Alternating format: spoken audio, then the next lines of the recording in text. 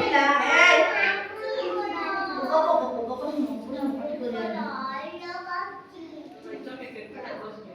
ମିତ କାଲି ଆମ ଘରକୁ ଆସିବ। ମୁଁ ମାଛ ତରକାରୀ କରିଥିବି, ଦୁହେଁ ମିଶି ଖାଇବା। କିଏ କହିଲେ? ବିଲୁଆ। ତା ଆର ଦିନ ବଗ ସଫା ସୁତୁରା ହୋଇ ଜନ୍ମଦିନ ପାଳନ ପାଇଁ ଫୁଲ ତୋଡ଼ାରେ ଧରି ମିତ ଘରକୁ ଚାଲିଲା। ହେଲା, ମିତ ଘରେ ଗୋଡ଼ ରଖିବା ମାତ୍ରେ ମାଂସ ବାସ୍ନାରେ ବଗକୁ ବହୁତ ଭୋକ କଲା। ସେ ମିତକୁ ଫୁଲ ତୋଡ଼ାଟି ଦେଇ ବଧାଇ ଜଣାଇଲା। ବିଲୁଆ କହିଲା, ମିତ ଆସ ଖାଇବା। କାହାକୁ କହିଲା? ବଗ।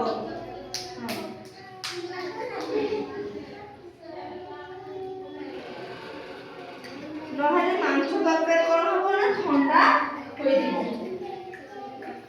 ଦୁହେଁ ଖାଇ ବସିଲେ। ବିଲୁଆ ଗୋଟେ ଥାଳିରେ ମାଂସ ତରକାରୀ ଆଣିଲା। ବଗର ଥଣ୍ଟ ତ ଗୋଜିଆ, ସେ ଥାଳିରୁ ମାଂସ ଖାଇପାରିଲାନି। କିନ୍ତୁ ବିଲୁଆ ଚାଟି ଚାଟି ସବୁ ତରକାରୀ ଖାଇଥିଲା।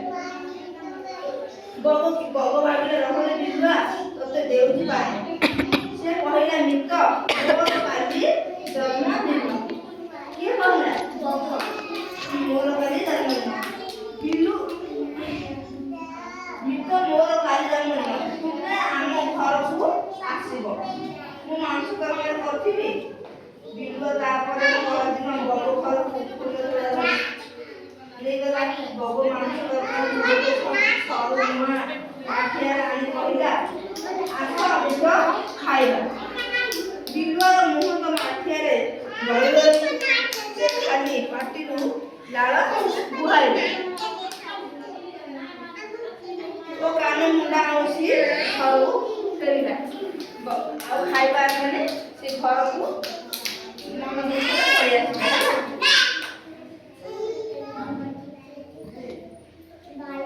ପ୍ରଶ୍ନ ମୁଁ ପଚାରୁଛି, କହିବ ହେଲା। ଗପ ଶୁଣିଲେ କେଉଁମାନେ ସାଙ୍ଗ ଥିଲେ? ବଗ ଓ ବିଲୁଆ। ବିଲୁଆ କେଉଁଥିରେ ମାଂସ ତରକାରୀ ଦେଲା? ଥାଳିରେ। ବଗ କେଉଁଥିରେ ମାଂସ ତରକାରୀ ଦେଲା? ମାଠିଆରେ। ବଗ କାହିଁକି ବିଲୁଆ ଘରକୁ ଯାଇଥିଲା? ବିଲୁଆର ଜନ୍ମଦିନ ଥିଲା। ବିଲୁଆ କାହିଁକି ବଗ ଘରକୁ ଯାଇଥିଲା? ବଗ